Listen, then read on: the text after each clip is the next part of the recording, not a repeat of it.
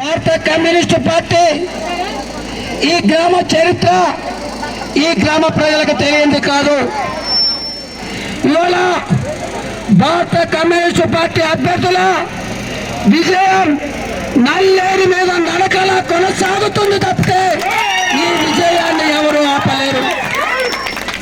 ఇవాళ భారతదేశానికి స్వాతంత్రం వచ్చి ఎన్నికల వ్యవస్థ ప్రజాస్వామ్యంగా ఏర్పడిన దగ్గర నుంచి ఇవాళ ఈ బేదులాపురం గడ్డ పైన ఎర్ర జెండా అన్ని స్థానిక సంస్థల్లో ఇప్పటి వరకు ఎదిగినటువంటి చరిత్ర ఈ గ్రామానికి ఉంది. ఈ చరిత్రను మరొకసారి నిలుపుకుందాం. ఈ చరిత్రకి అడ్డుపడటానికి కొంతమంది కుట్ర చేస్తా ఉన్నారు. డబ్బుతో మన ఓట్లని కొనుగోలు చేయాలన్నటువంటి ఒక ప్రయత్నం చేస్తా ఉన్నారు.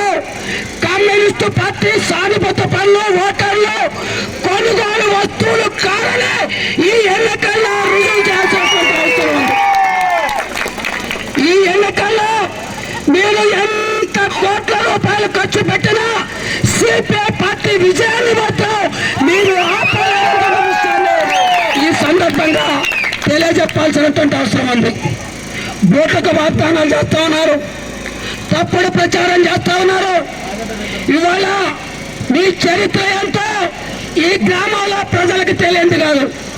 ఈ గ్రామంలో సిపిఐ పార్టీ చరిత్ర ఏంటో, సిపిఐ పార్టీ నాయకత్వాల వ్యక్తిత్వం ఏంటో, సిపిఐ పార్టీ ప్రజలతో ఉన్న సంబంధాలు ఏంటో ఈ గ్రామ ప్రజలకు తెలియంది కాదు.